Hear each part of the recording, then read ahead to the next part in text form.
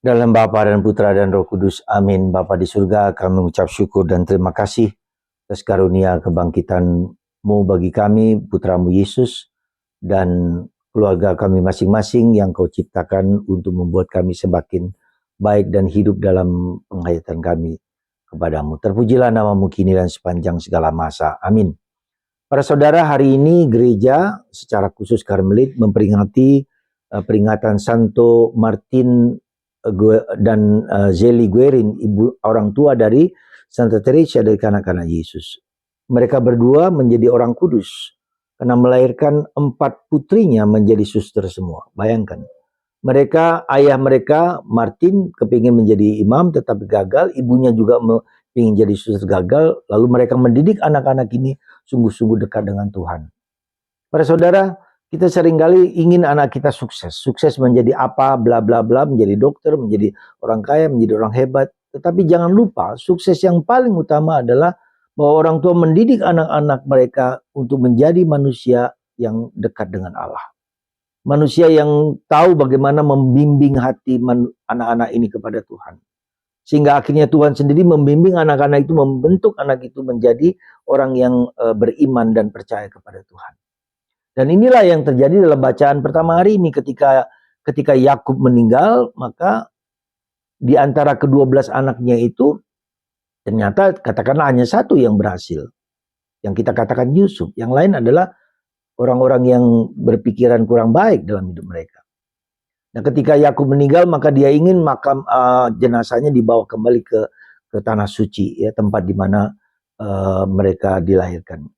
Yang kedua, kemudian yang ketika ayahnya meninggal, maka saudara-saudaranya, kita lihat di sini, saudara-saudaranya Yusuf gelisah karena mungkin mereka akan dibantai oleh Yusuf. Tapi Yusuf mengatakan tidak. Tuhan telah mengubah kejahatan itu menjadi kebaikan demi satu bangsa yang baik. Jadi kita lihat bagaimana hati Yusuf. Ya. Hati Yusuf yang penuh sukacita, penuh kegembiraan, penuh kemuliaan, menjadi manusia yang baik. Dia tidak balas dendam, apapun tidak balas dendam. Maka mari saudaraku terkasih, semoga kita semua menjadi bapak dan ibu yang penuh kasih. Ya. Kita semua tidak hanya membuat anak-anak kita berhasil sukses secara ekonomi, tapi secara batinnya lemah. Karena itulah maka saya mengharapkan kepada Anda semua, Bapak Ibu, tugas menjadi orang tua itu luar biasa berat dan di zaman sekarang ini. Tantangannya lebih berat daripada yang dulu dengan gadget-gadget dan teknologi informasi yang luar biasa ini mengganggu pikiran dan hati seluruh diri kita. Mari kita mohon semoga Santo Martin dan Zélie Guérin membantu keluarga-keluarga Katolik menjadi keluarga yang sungguh-sungguh keluarga yang penuh kasih, penuh iman dan penuh kekuatan. Saudara, salah satu hal yang saya mau ajarkan sedikit kepada Anda. Apa yang seringkali terjadi di sekitar kita pada zaman itu? Kegelisahan, kecemasan, ketakutan, ya. Ya, itu, ya. Kita menjadi gelisah karena kita sibuk juga dengan berbagai macam gadget jam-jam dari jam ke jam, maka otak kita letih dan capek. Dengan problem anak-anak kita dan suami, istri dan seterusnya di sekitar ekonomi yang sekarang juga sedang seret, ya. Bagaimana caranya? Nah, itulah mari kita mohon rahmat dari Santo Martin dan Zélie Guérin supaya membantu keluarga-keluarga Katolik menjalani hidup ini dengan penuh ketenangan. Satu. Kedua, memang secara spiritual kita harus dekat dengan Tuhan. Tetapi saya membantu secara fisik. Yaitu bagaimana, yaitu latih pernafasan. Jadi sejauh saya tahu membuat hidup kita lebih tenang. Kita seringkali pentingnya pernafasan untuk membuat apa? Aliran darah kita dari kepala ke kaki dapat lancar dengan baik. Ya. Latih pernafasan. Minimal 3 kali pagi, 3 kali siang, 3 kali malam. Ya, 3 kali aja.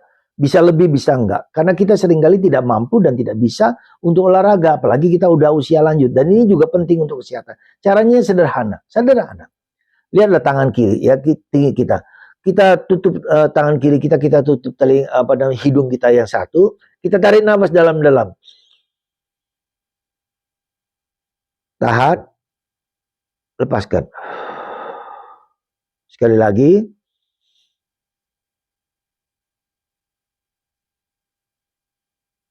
tahan, lepaskan.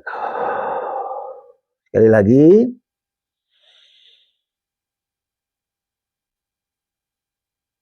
Tahan, lepaskan. Nah, tangan kiri. Sekarang tangan kanan, lalu tadi sebelah kanan, sekarang sebelah kiri.